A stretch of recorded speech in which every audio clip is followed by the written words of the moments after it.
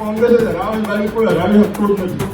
પણ આપણે છેલ્લી ઘડી સુધી ટિકિટની રાહ જોઈએ, છેલ્લી ઘડી સુધી આપણે લોબિંગ કરીએ કે કોંગ્રેસનું મૂળભૂત વોટ બેંક આપણે બૂથ સુધી લઈ જઈ શક્યા નહીં. ગુજરાતમાં છેલ્લા ઘણા દિવસોથી બનાસકાંઠા સતત ચર્ચામાં છે.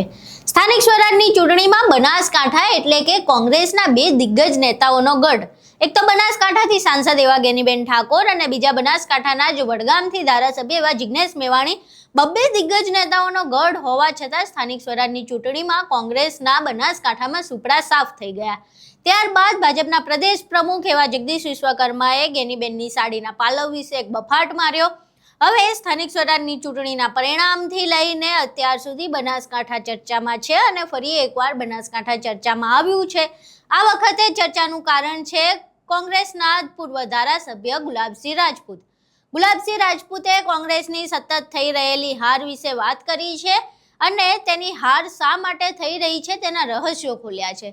આખી વાતમાં ગુલાબસિંહ રાજપૂત શું કહી રહ્યા છે અને શા માટે કોંગ્રેસ હારી રહ્યું છે તેના વિશેના શું ખુલાસા કરી રહ્યા છે તેના વિશે વિગતે ચર્ચા કરીએ.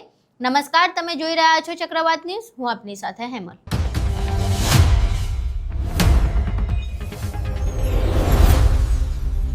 ગુલાબસિંહ રાજપૂત કોંગ્રેસના પૂર્વ ધારાસભ્ય છે.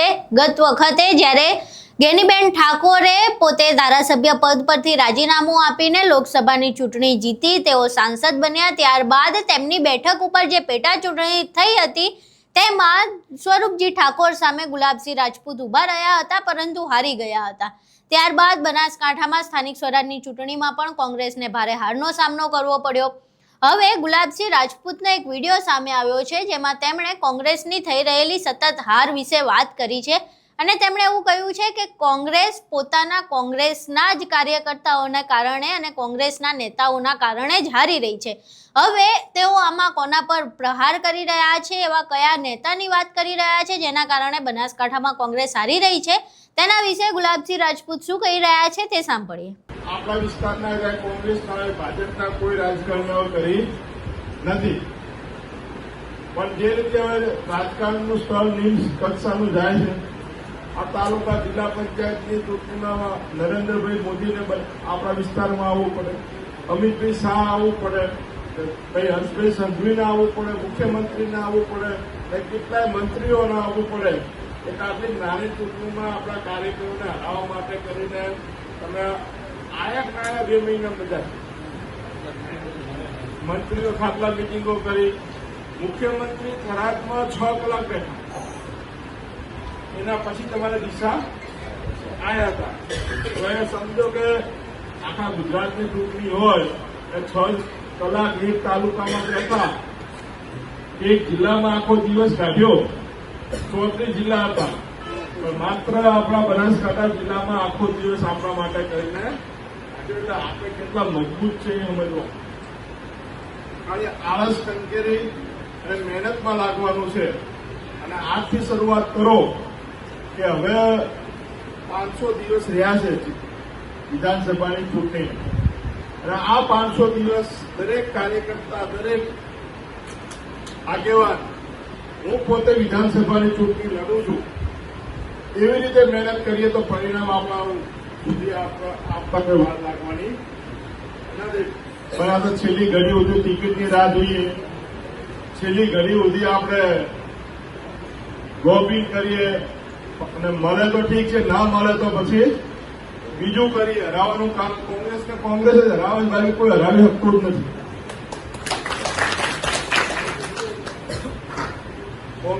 કોંગ્રેસ સિવાય બનાસકાંઠાનો ઇતિહાસ એવો છે, આજ સુધી કોંગ્રેસને જે પણ નુકસાન થયું કોંગ્રેસના લોકો જ કર્યું છે, બહારના કોઈ લોકો આવી કરતા નથી. લોકોને વોટે આપવા આવે છે આપણને,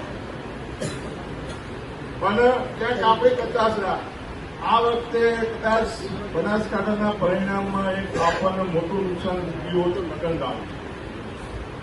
લગ્ન સિઝન એટલી હતી કે કોંગ્રેસનું મૂળભૂત વોટ બેંક આપણે બૂથ સુધી લઈ જઈ શક્યા નહીં. તમારે દિશામાં દલિત સમાજના સમૂહ લગ્ન હતા તો કેટલાય ગામડાઓમાં એનો ફરક પડ્યો, છેકમાં લાખાઈ સુધી એનો ફરક પડ્યો. એવી રીતે દરેક સમાજમાં લગ્ન, ઠાકોર સમાજમાં હોય, દલિત સમાજમાં હોય, અગારી સમાજમાં હોય, ચૌધરી સમાજમાં હોય, જે ઉમેદવાર આપણે અમારા મોટા ગામડાની અંદર અહીં તમે ગુલાબસિંહ રાજપૂતને સાંભળ્યા, જેમાં તેઓ હારનો જે ટોપલો છે એ પોતાની જ પાર્ટીના અન્ય નેતાઓ ઉપર ઢોળી રહ્યા છે. હવે ક્યાંક ને ક્યાંક ગુલાબસિંહ રાજપૂતની વાત સાચી હોય તેવું પણ લાગી રહ્યું છે, કારણ કે જ્યારે બનાસકાંઠામાં ગેનીબેન ઠાકોરની જે વિધાનસભાની બેઠક હતી ત્યાં પેટા ચૂંટણી યોજાઈ અને તેમાં સ્વરૂપજી ઠાકોરની જ્યારે જીત થઈ ત્યારે અનેક રાજકીય વિશ્લેષકોનું એવું પણ માનવું હતું કે સ્વરૂપજી ઠાકોર હતા, એના કારણે ગેનીબેન ઠાકોરે ક્યાંક ને ક્યાંક આડકતરી રીતે સ્વરૂપજીને મદદ કરી હતી, એના કારણે ગુલાબસિંહ રાજપૂત હારી ગયા. પરંતુ હવે જે પ્રમાણે ગુલાબસિંહ રાજપૂતનું નિવેદન સામે આવ્યું છે, જેમાં તેમણે એવું કહ્યું છે કે કોંગ્રેસના જ નેતાઓના કારણે આપણને હારનો સામનો કરવો પડી રહ્યો છે, તો એ પણ પ્રશ્ન થઈ રહ્યો છે કે ક્યાંક તેમનો ઈશારો ગેનીબેન તરફ તો નથી ને? હવે તેમનો ઈશારો ક્યાં છે અને કયા કોંગ્રેસ નેતાઓના કારણે કોંગ્રેસ હારી રહી છે તે તો ગુલાબસિંહ રાજપૂત જ ફરી એકવાર તેનું સ્પષ્ટીકરણ આપી શકે છે. પરંતુ જે પ્રમાણે તેમણે વાત કરી છે એ સીધી વાત છે કે તેઓ એવું કહી રહ્યા છે કે કોંગ્રેસ ભાજપના કારણે નહીં પરંતુ પોતાના જ કારણે હારી રહી છે. હવે ગુલાબસિંહ રાજપૂતે જે કારણો આપ્યા છે તે જાણ્યા બાદ તમારું શું માનવું છે? બનાસકાંઠામાં કોંગ્રેસની હાર શા માટે થઈ હશે? શા માટે કોંગ્રેસના બબ્બે દિગ્ગજ નેતાઓનો ગઢ હોવા છતાં કોંગ્રેસને સુપડા સાફ થઈ ગયા છે બનાસકાંઠામાં? તમારા મંતવ્યો અમને કોમેન્ટ બોક્સમાં જરૂર જણાવજો. વિડીયો પસંદ આવ્યો હોય તો વિડીયોને લાઇક કરજો, શેર કરજો અને અમારી ચેનલને સબસ્ક્રાઇબ કરવાનું ભૂલશો નહીં. નમસ્કાર.